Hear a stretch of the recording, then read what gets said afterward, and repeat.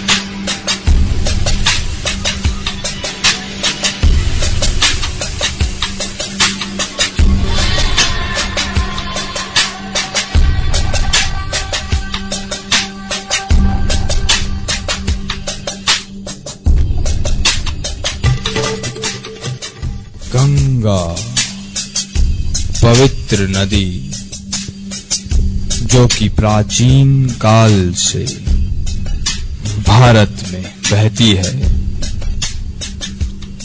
एक बार एक महान राजा से मिलती है और जन्म देती है अपने एक सबसे अद्भुत पुत्र को।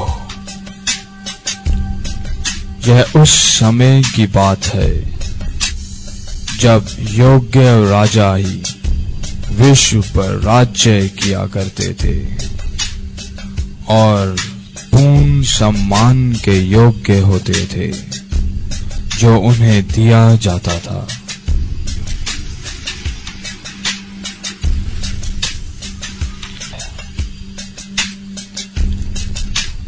मां गंगा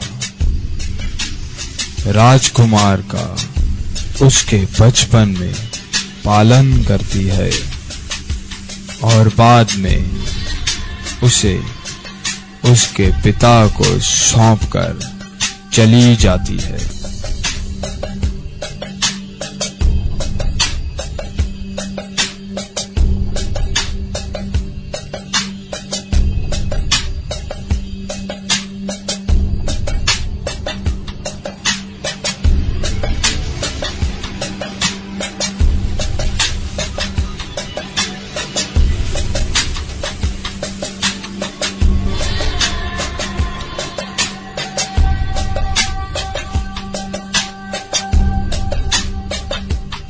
उस समय के योद्धाओं की तरह राजकुमार में युद्ध करने का अद्भुत कौशल था।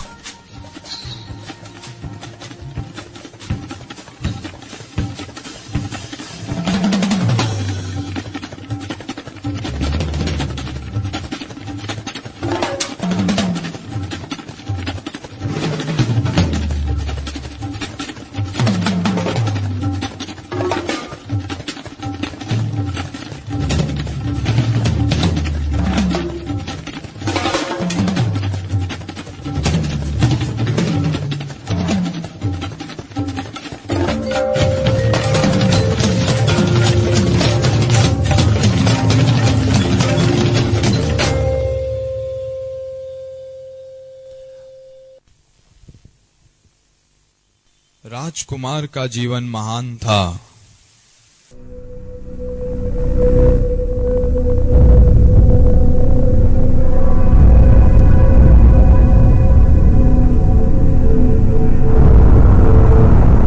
और सबसे अचंभित करने वाली बात थी उसकी अखंड प्रतिज्ञा। मैं गंगा पुत्र देवव्रत चारों दिशाओं को साक्षी मानकर यह प्रतिज्ञा करता हूं कि मैं जीवन भर अविवाहित रहूंगा। यह मेरी अखंड प्रतिज्ञा है।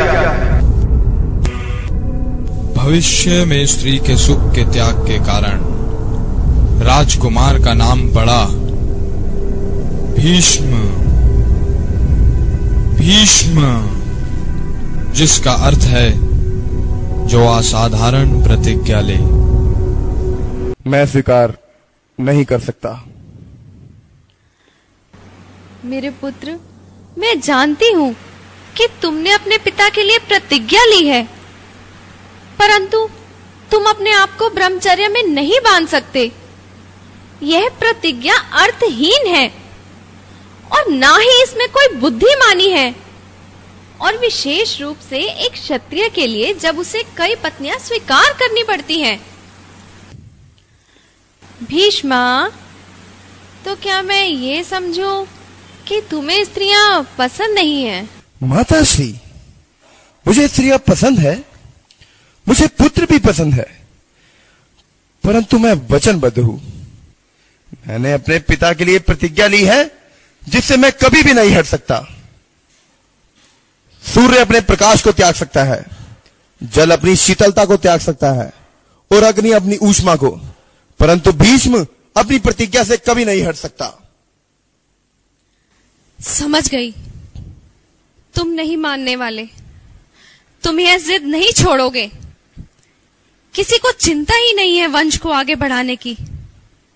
पता नहीं मैं कब समझ पाऊंगी कि क्षत्रिय कितने जिद्दी होते हैं।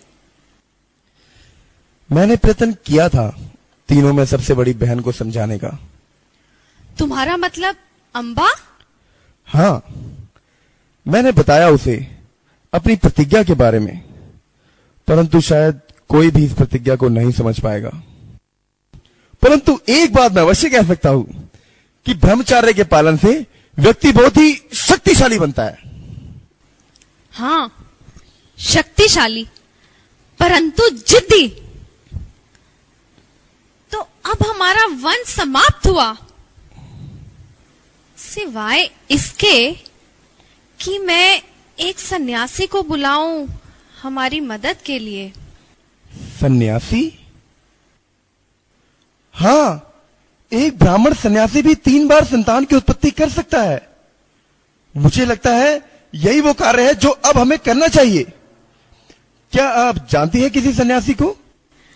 हाँ, और मुझे यह दोष भी स्वीकार करना होगा। तुम्हारे पिता के विवाह से पहले एक मुनि मेरे पास आए और उन्होंने मेरा आलिंगन किया और एक पुत्र प्रदान किया।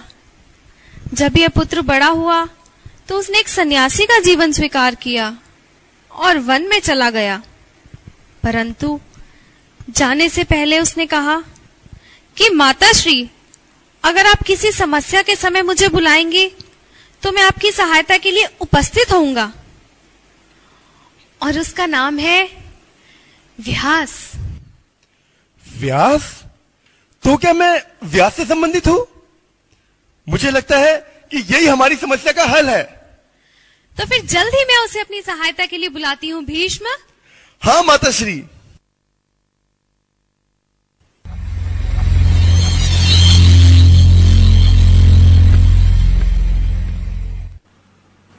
अब मैं अंबा का क्या करूं? मैंने उसे स्वयंवर में जीता था, परंतु अपनी वापसी की यात्रा में वो सारा समय केवल रो रही थी। तब मैंने उससे पूछा कि तुम क्यों रो रही हो?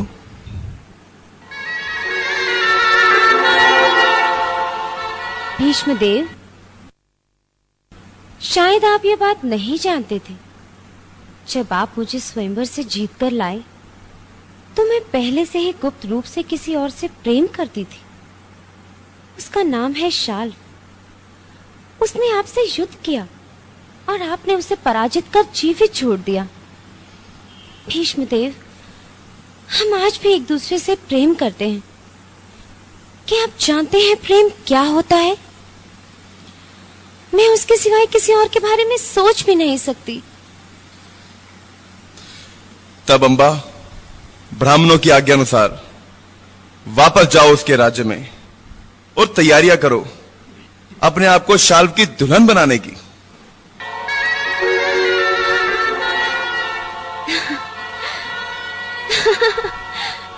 गौरांगी, रेवती, आज मैं बहुत प्रसन्न हूँ। मेरा विवाह होने वाला है।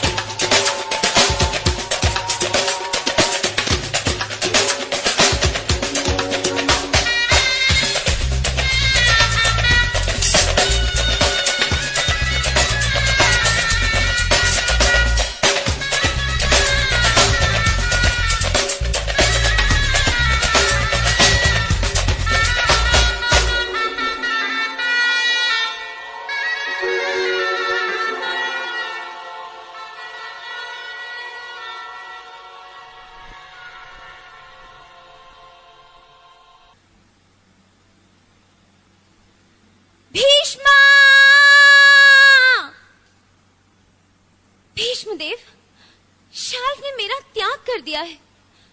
उसने कहा कि अब मैं उसके योग्य नहीं रही, मैं दूषित हो गई हूँ। भीष्मदेव, आप भी मुझे बलपूर्वक स्वयंवर से लेकर आए थे और क्षत्रिय धर्म के अनुसार अब मैं आपकी हूँ। कृपया मुझे स्वीकार कीजिए। नहीं, ये मैं नहीं कर सकता। आपको ऐसा करना ही होगा भीष्मदेव। मेरे पास अब और कोई रास्ता नहीं है। मैं विवश हूँ आपके संरक्षण में रहने के लिए। मुझे अपनी पत्नी स्वीकार करो। नहीं। कायर पुरुष, यदि तुम मेरा उत्तरदायित्व लेने के लिए तैयार नहीं हो तो इसका परिणाम भुगतने के लिए तैयार रहना।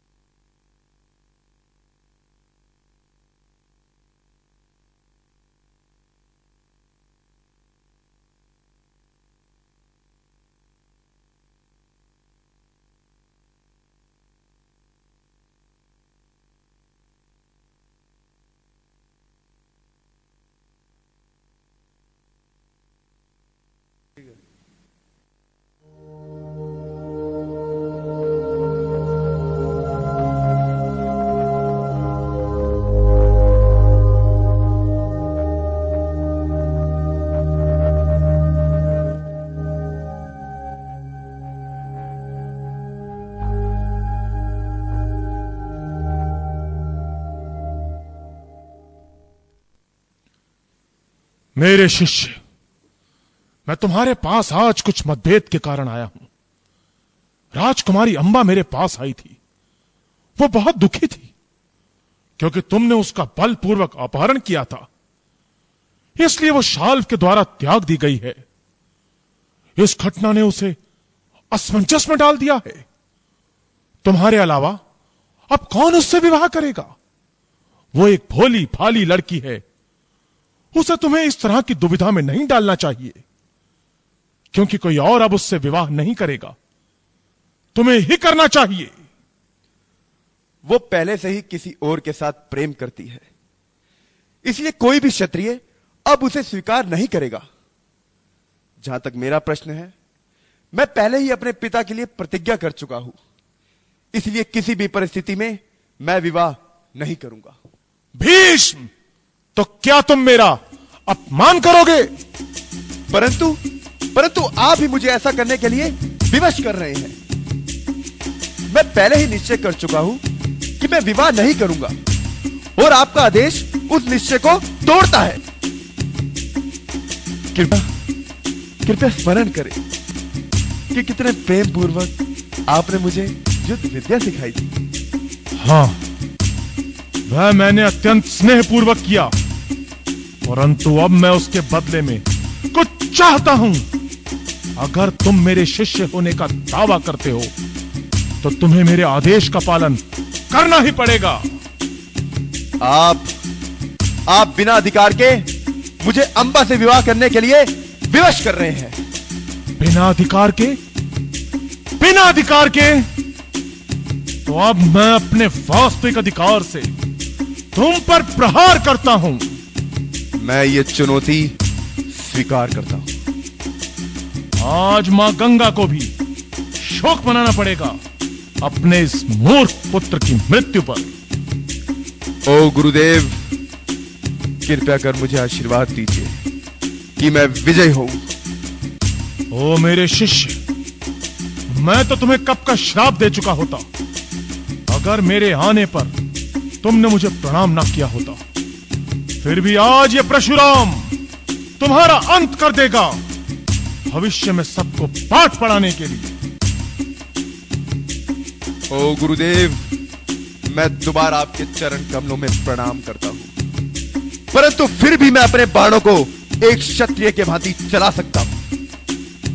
आपकी आज्ञानुसार क्या हम शुरू करें? उत्साहपूर्वक।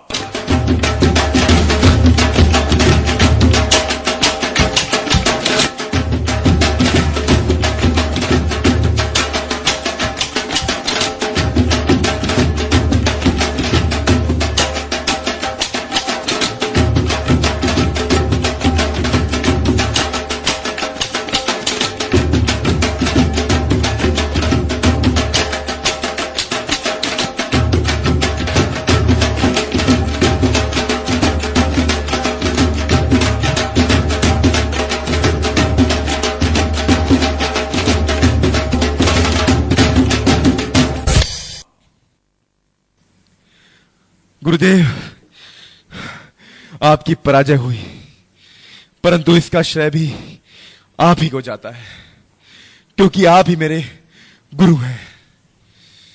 मैं ऐसा करना नहीं चाहता था, परंतु मैं विवश था। अंबा पुत्री, मैं उससे अपने पूरे प्रयासों से लड़ा, परंतु अपने कुशल शिष्य को हराने में असफल रहा। मुझे भय है कि मैं तुम्हारे लिए और कुछ नहीं कर पाऊंगा, परंतु मेरा सुझाव है कि तुम एक बार फिर उसके पास जाओ और दोबारा प्रयास करो। हाँ, मैं उसके पास अवश्य जाऊंगी, लेकिन तब जब मैं उसकी मृत्यु का कारण ढूंढ लूंगी।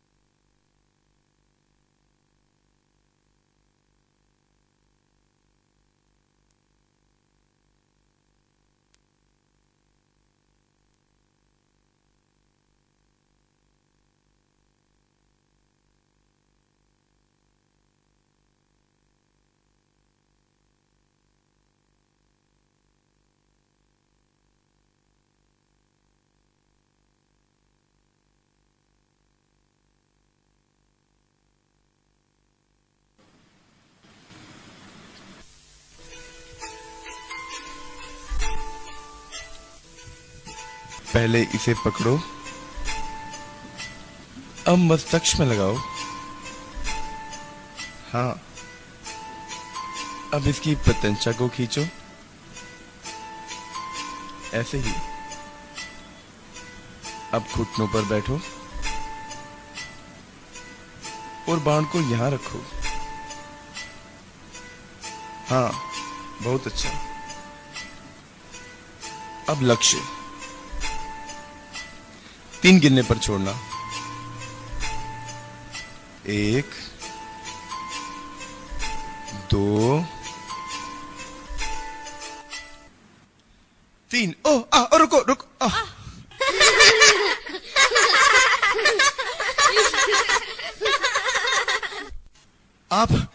आप ठीक तो हैं? हाँ, मैं ठीक हूँ। मैं देख सकती हूँ कि तुम इनके वास्तविक पिता हो। यह हमारा ही कर्तव्य है कि हम सबके साथ प्रेम से रहें, चाहे वह हमारे माता पिता हो, भाई बहन हो, और चाहे वह हमारे भतीजे ही क्यों ना हो। युधिष्ठिर, चलो प्रणाम करो, तुम सब प्रणाम करो। सौभाग्यवश इनके साथ इनकी माता कुंती है। हाँ, वही मेरे पास आई अपने पुत्रों के साथ जब पांडु की मृत्यु हुई तो। 12 दिन हो चुके हैं पांडु की मृत्यु को, और मैं देख सकती हूँ कि बच्चों ने अपने आप को कितना संभाल रखा है। शायद ये सब एक दिन हमारे कुरुवंश के राजा बनेंगे। भीष्म, मैं बहुत प्रसन्न हूँ कि हमारा निर्णय ठीक रहा।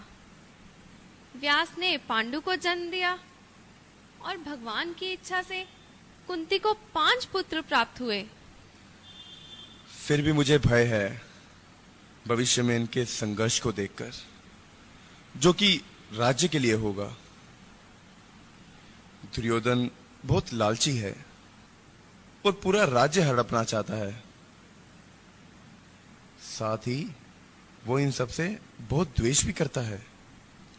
यह तो समय बताएगा कि कौन राजा बनेगा और कौन रानी।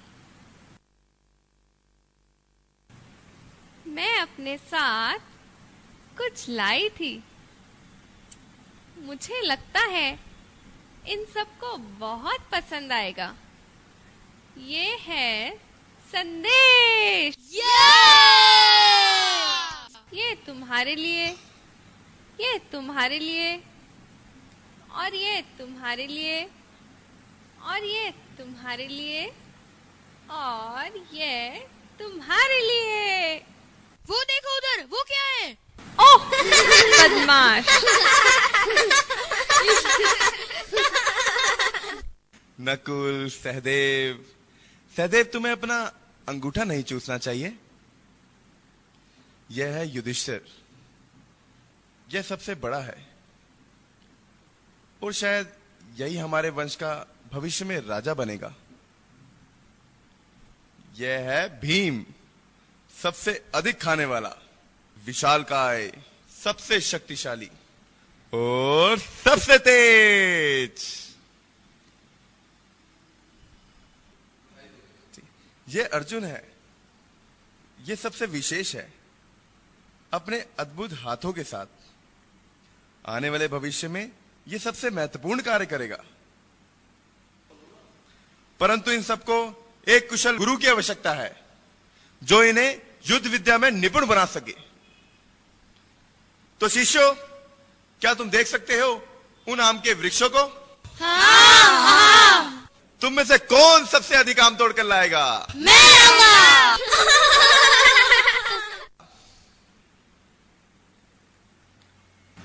भीष्म, कुछ समय पहले व्यास मेरे पास आया। उसने मुझे आने वाले भविष्य के संघर्ष के बारे में बताया, जो कि पांडवों और कौरवों के मध्य में होगा। और उसने मुझे सुझाव दिया कि अब मैं वानप्रस्थ आश्रम स्वीकार करूं। भीष्म, अब मैं वृद्ध होती जा रही हूं और उसके सुझाव को मानकर मैं जा रही हूं। कहाँ? कहीं दूर किसी वन में वानप्रस्थ का जीवन बिताने। वहां मैं परम भगवान पर ध्यान लगाऊंगी जब तक कि मैं शरीर नहीं छोड़ देती। मैं इन पुत्रों को बड़ा होते हुए नहीं देख पाऊंगी। मैं अम्बा की दोनों बहनों को साथ लेकर जाऊंगी। हम सब तपस्या का जीवन बिताएंगे। कृपया तुम पूरे जीवन परिवार के साथ रहते हुए हमेशा उनका मार्गदर्शन करते रहना और उन्हें प्रेरणा देते रहना।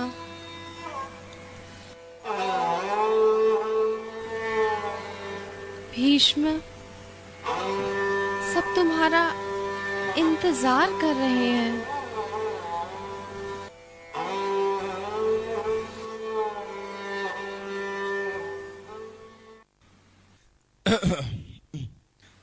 तो शिष्यों, क्या तुम्हें लगता है कि कुछ आम तुम्हें अपने गुरु को भी देने चाहिए? हाँ, बहुत अच्छा, बहुत अच्छा। अब जाओ और खेलो।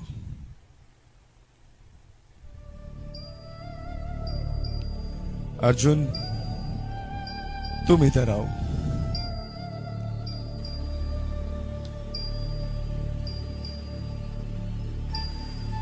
अर्जुन,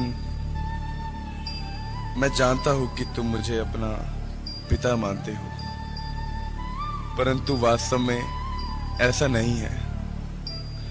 मैं तुम्हारा पिता नहीं, बल्कि पितामह हूं, जिस नाम से मैं भविष्य में प्रसिद्ध होऊंगा।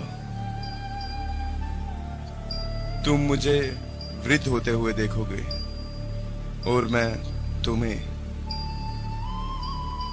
तुम हमारे वंश के एक सर्वप्रसिद्ध योद्धा होगे।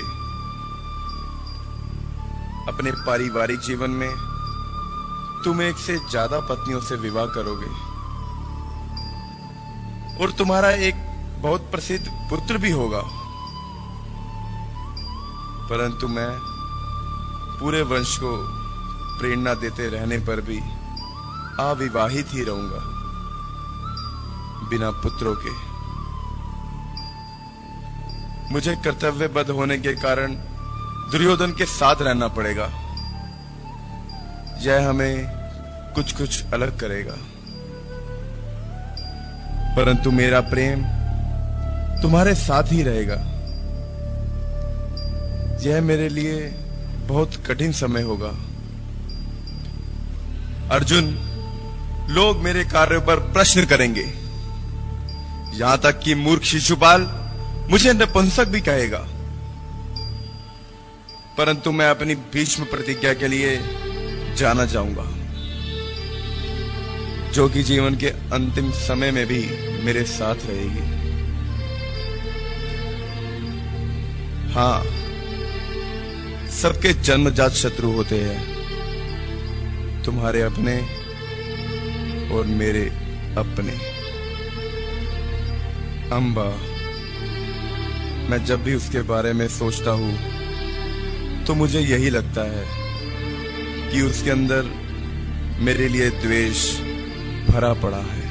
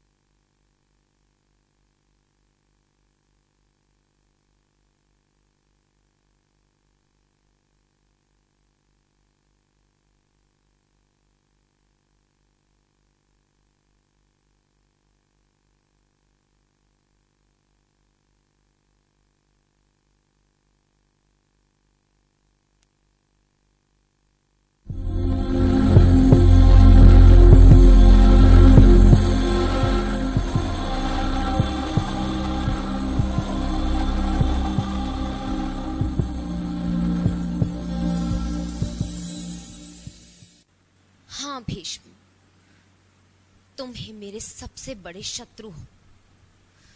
तुमने मेरा जीवन बर्बाद किया है, इसलिए मैं तुमसे प्रतिशोध लेकर ही रहूंगी। तुम्हारी मृत्यु के लिए चाहे मुझे कुछ भी क्यों ना करना पड़े, मैं करूंगी। मैं यहां नदी के किनारे अपने इंद्रियों और आहार को नियंत्रित करूंगी और अपने शरीर को मैं इस नदी की मिट्टी से ढक लूंगी और फिर मैं एक स्थान पर बिना हिले डुले 6 मास तक बैठूंगी और मैं 1 वर्ष तक अपने को नदी के जल में मिला दूंगी। फिर मैं नदी से दूर कहीं जाकर किसी स्थान पर 12 मास के लिए सीधी खड़ी रहूंगी। मेरा आहार ये वृक्ष के गिरे हुए सूखे पत्ते होंगे। फिर मैं बल प्राप्त करूंगी, जिससे मैं तुम्हें तीर की भांति चीर डालूंगी भीष्मा। 12 वर्षों तक मैं कठोर तपस्वी का जीवन बिताऊंगी और फिर तुमसे मिलूंगी। राजकुमारी, नदियां भी बोलने लगी। अब मैं कोई राजकुमारी नहीं रही। अम्बा, हाँ, अपने आप को इतना कष्ट क्यों? किसी ने मुझे कष्ट दिया है, इसलिए इस तपस्या से मैं बल प्राप्त करूंगी, जिससे मैं उसको समाप्त कर सकूं। भीष्म, हाँ। उसे क्षमा कर दो। नहीं, वो ऐसा फिर से किसी और स्त्री के साथ भी कर सकता है, इसलिए उसे मरना ही होगा। मैं तुम्हें श्राप दे दूंगी। तो दे दो, मैं तो पहले से ही श्रापित हूं, परंतु मैं उससे बदला जरूर लूंगी। कौन सी नदी हो तुम? कौन सी नदी हो तुम? कौन सी नदी हो तुम? झीलों, समुद्रों, पर्वतों, नदियों, ऋषि या मनुष्य, कोई भी मुझे रोकने का प्रयत्न न करे। मेरा लक्ष्य वही रहेगा। हे भगवान शिव, भगवान शिव, शिव, कृपया मुझे सुने शिव।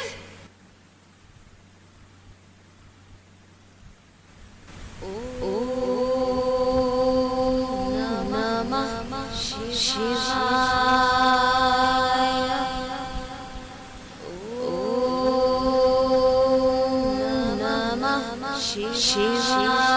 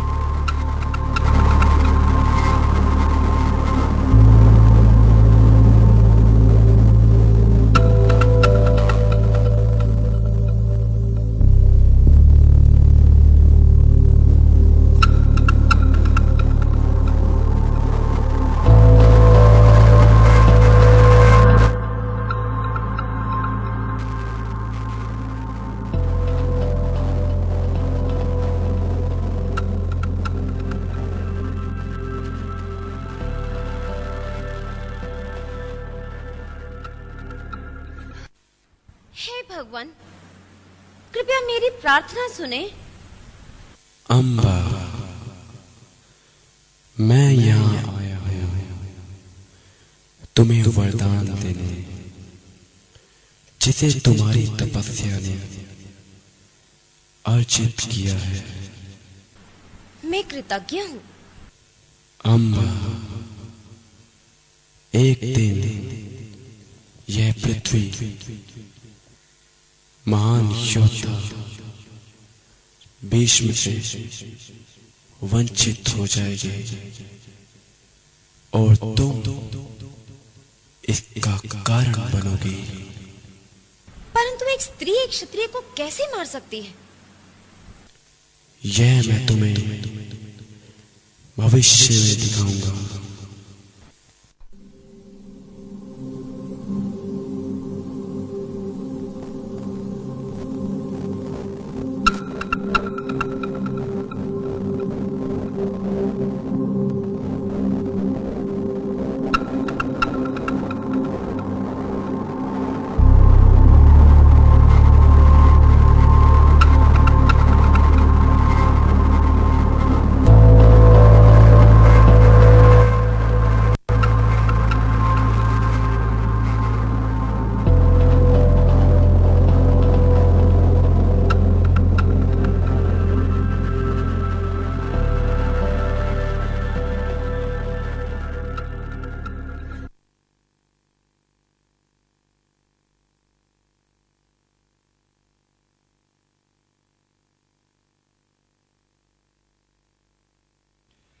किसी के प्रति इतना द्वेष अच्छा नहीं होता दुर्योधन।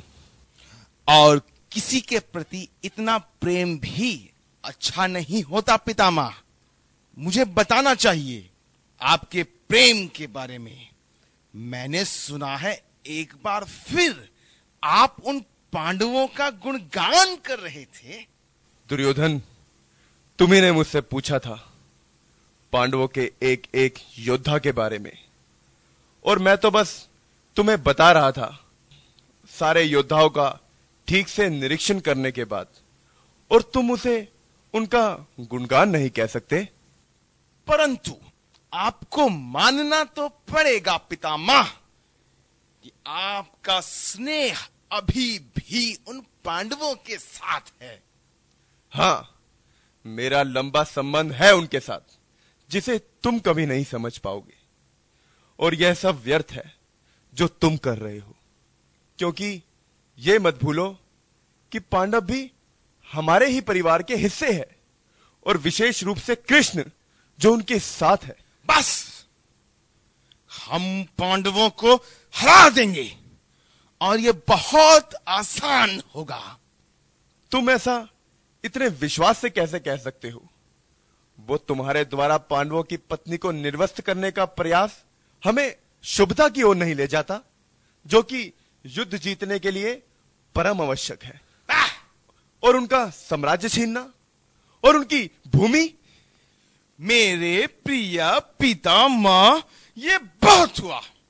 कब तक आप हम कौरवों के कार्यों पर यूं कीचड़ उछालते रहेंगे? मुझे तो उन पांडवों का जीवन भी कोई इतना साफ सुथरा नहीं दिखता, और विशेष रूप से उस ग्वाले कृष्ण का, जो उन पांडवों का पक्ष लिए बैठा है। दुर्योधन, क्या यह तुम्हें अभी भी परेशान करता है कि जब अपने महल में वे तुम्हारी मूर्खता पर हंसे थे, जब तुम दीवार पर टकरा गए थे उसे दरवाजा समझकर, और जल में गिर पड़े थे उसे भूमि समझकर?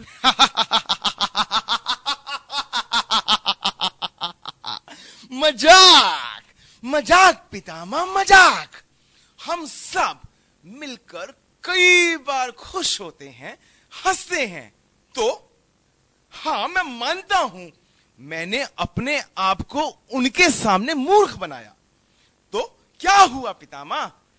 अभी भी तो हम एक दूसरे से मजाक ही कर रहे हैं, है ना पितामह? नहीं। मैं देख सकता हूं कि जल्द ही होने वाला यह कुरुक्षेत्र का युद्ध बड़ा रोमांचकारी होगा, और पितामह, आप देखोगे कि एक सेनापति के रूप में आप चारों तरफ से सुरक्षित रहोगे। हां, मुझे इसकी आवश्यकता भी पड़ेगी, क्योंकि अब यह युद्ध रोका नहीं जा सकता। सब लोग अपना अपना प्रयास कर चुके हैं, यहां तक कि कृष्ण भी शांति की प्रार्थना कर चुके हैं, परंतु कौन सुनता है? और तुम तो बिल्कुल नहीं। और यह उस समय निश्चित हो जाएगा कि मेरे लिए एक क्षत्रिय योद्धा होना भी कितना बड़ा श्राप है।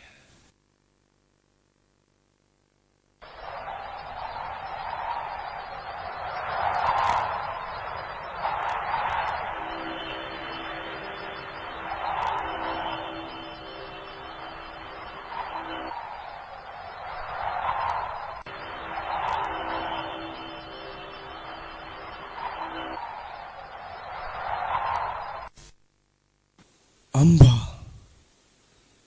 क्या यह तुम्हारे प्रति मेरे द्वेष ने मुझे अब तक युवा बनाए रखा है।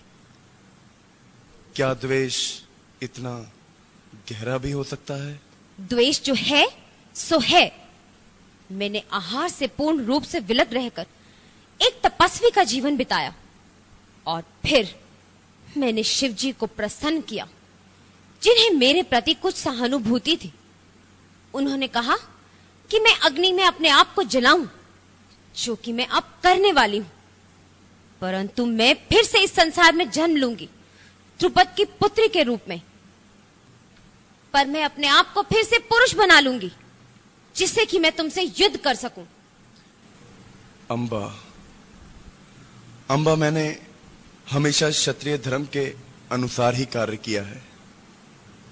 हाँ, मैं तुम्हें स्वयंवर से जीत कर लाया, क्योंकि मैंने 3 सुंदर और सुशील राजकुमारियों के बारे में सुना था, जिनका मैं अपने भाइयों के साथ विवाह कराना चाहता था, और तुम उनमें सर्वश्रेष्ठ थी। सर्वश्रेष्ठ? सर्वश्रेष्ठ? मुझे बहकाने का प्रयत्न मत करो भीष्म। मेरी तपस्या ने मेरे हृदय को पत्थर का बना दिया है। शिव जी ने कहा है कि मेरे हृदय में तुम्हारी मृत्यु का भाव बना रहेगा, और मैं तुम्हें मार डालूंगी भीष्मा। तो मारो। मैं ऐसा जल्द ही करूंगी।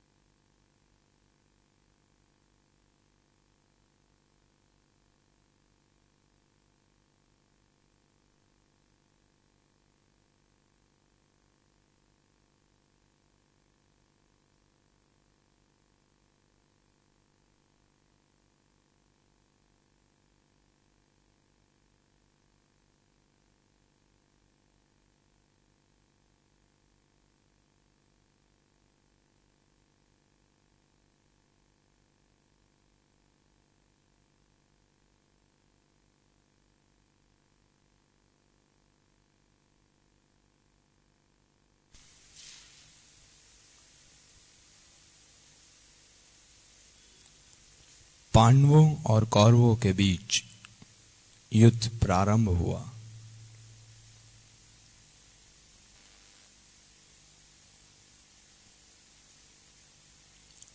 पहला दिन। अर्जुन ने कौरव सेना से लड़ने के लिए अद्वितीय प्रयास किए। हाँ, वह निश्चित रूप से अपने उग्र रूप में था, लेकिन यह उतना पर्याप्त नहीं था कि भीष्म की सेना को परास्त कर सके।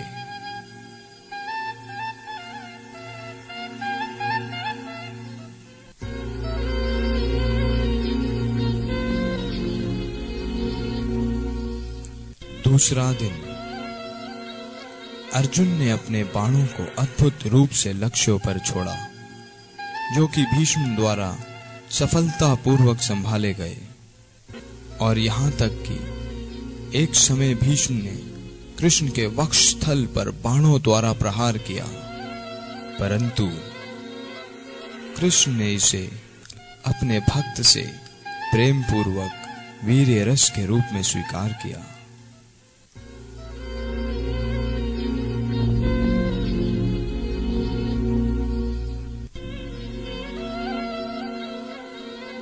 अगले दिन भीष्म ने अपनी सेनाओं को गरुड़ के रूप में स्थापित किया, जिसे पांडवों ने बहुत आसानी से ध्वस्त कर दिया। भीष्म के द्वारा चाहे कुछ भी किया जाता था, दुर्योधन द्वारा सराहा नहीं जाता था। वह हमेशा भीष्म पर दोषारोपण करता। दुर्योधन के इस व्यवहार को भीष्म ने कौरवों का आजीवन सेवक होने के कारण तपस्या के रूप में स्वीकार किया, और यह उसके लिए कोई नई बात ना थी।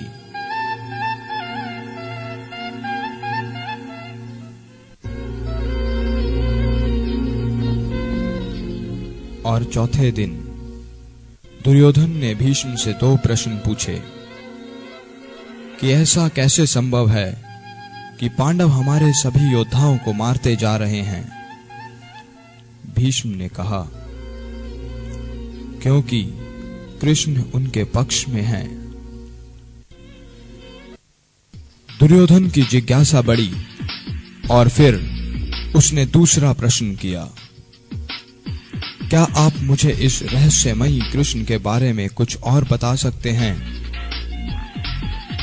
यह सुनकर भीष्म अचंभित हुए और कहा, कृष्ण ही परम भगवान हैं और सारे पांडव उनके भक्त हैं।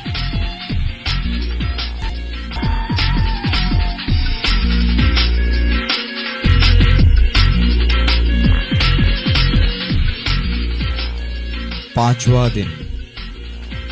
भीष्म ने अपनी सेनाओं को मकर रूप में स्थापित किया, जिसे पांडवों ने शयना रूप में आक्रमण कर इसका उत्तर दिया। इस दिन अत्यंत भीषण युद्ध हुआ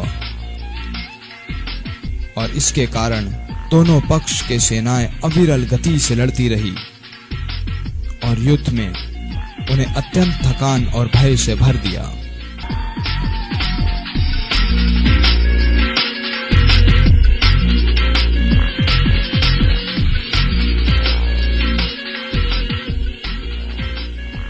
अगले दिन पांडवों ने अपनी सेनाओं को मकर रूप में स्थापित किया,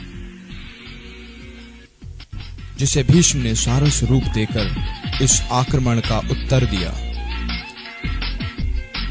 इस दिन दुर्योधन युद्ध में बुरी तरह घायल हुआ।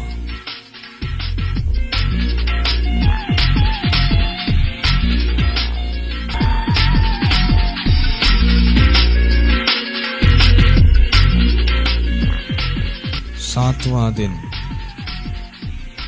इस दिन भीष्म ने कौरव सेना को मंडल रूप में स्थापित किया और महाराज युधिष्ठिर ने वज्र रूप में। प्रत्येक दिन युद्ध की समाप्ति के बाद दोनों सेनाओं के योद्धा संगीत और नृत्य द्वारा मनोरंजन करके अपने आप को तरोताजा करते। इस प्रकार वे कुछ समय के लिए युद्ध की सारी व्यथाओं को भूल जाते।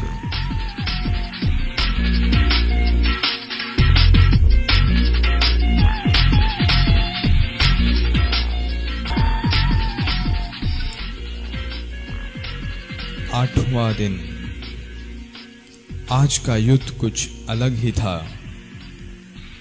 भीम के शक्तिशाली पुत्र घटोत्कच ने युद्ध को और भी भयावह रूप दे दिया। घटोत्कच ने कौरव सेना को पूरी तरह ध्वस्त कर दिया।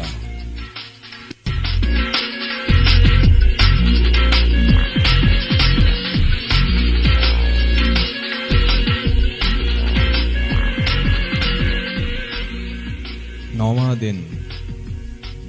श्री कृष्ण ने बहुत ही गंभीरता पूर्वक अर्जुन से कहा कि तुम्हें निश्चित रूप से भीष्म का वध करना ही होगा। लेकिन अर्जुन ने स्वीकार किया कि उसके लिए अपने प्रिय पितामह का वध करना अत्यंत कठिन है। तब कृष्ण स्वयं रथ का पहिया उठाकर भीष्म की तरफ दौड़ पड़े, जिसे अर्जुन ने अपने पूरी शक्ति द्वारा रोकने का प्रयास किया।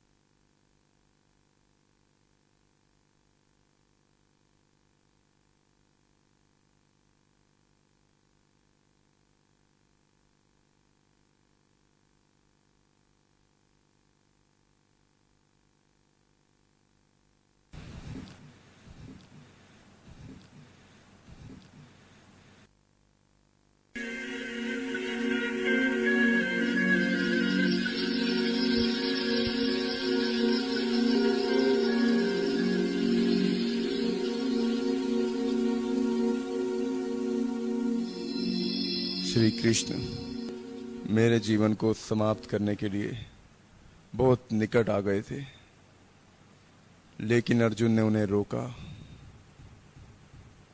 अब पांडव सेना को अथक संघर्ष के बाद भी कौरवों को पराजित करने के लिए महान रणनीति बनानी पड़ेगी और वो मेरे पास स्वयं आएंगे।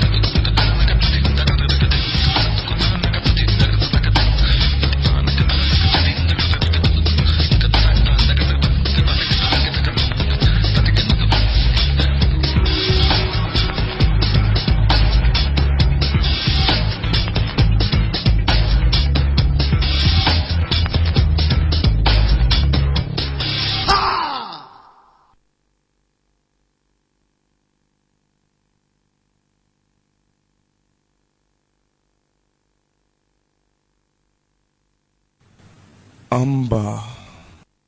नहीं, शिखंडी। नहीं, तुम हो अंबा।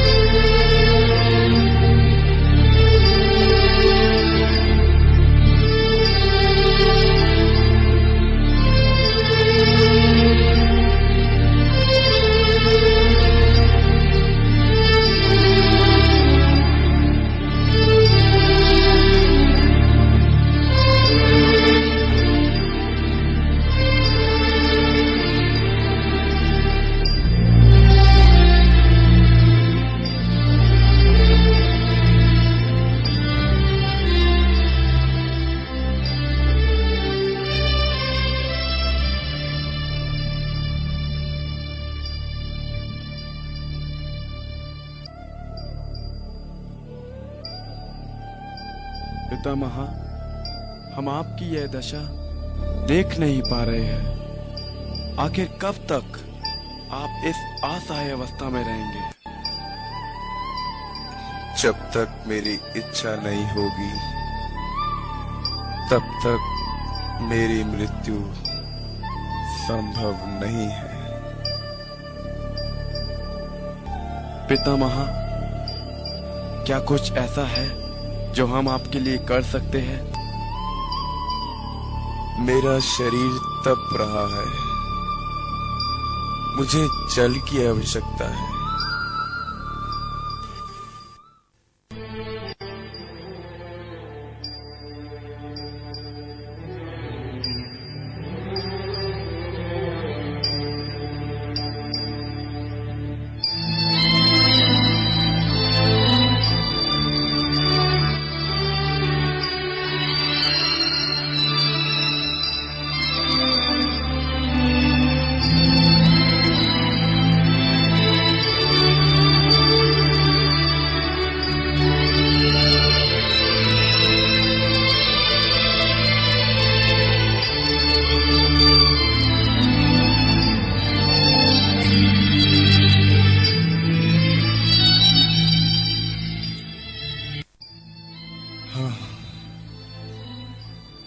अब मैं अच्छा अनुभव कर रहा हूं।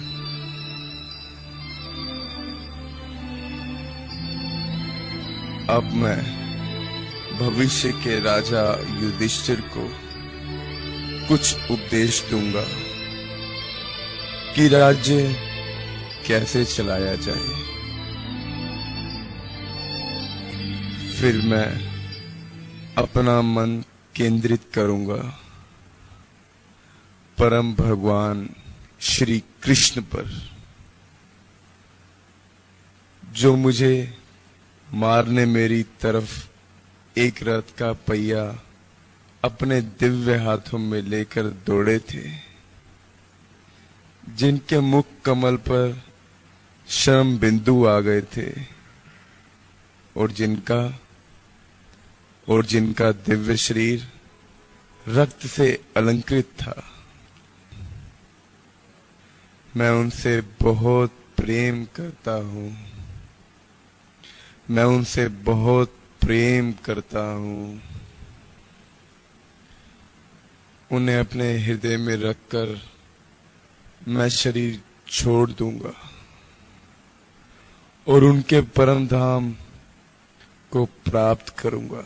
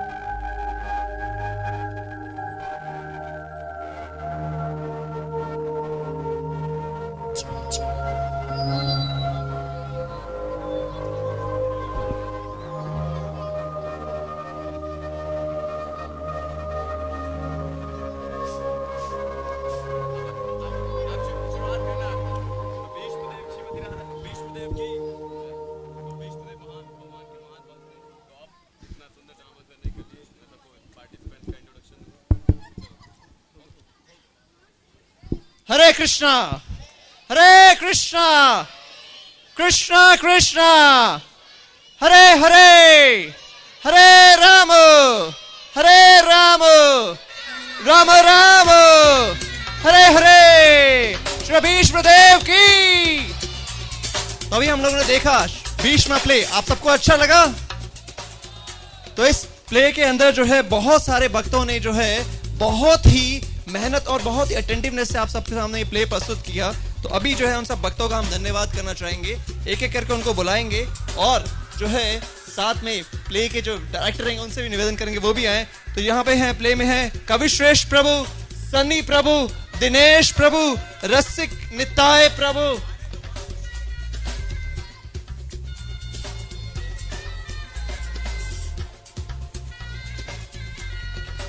मोनेश प्रभु,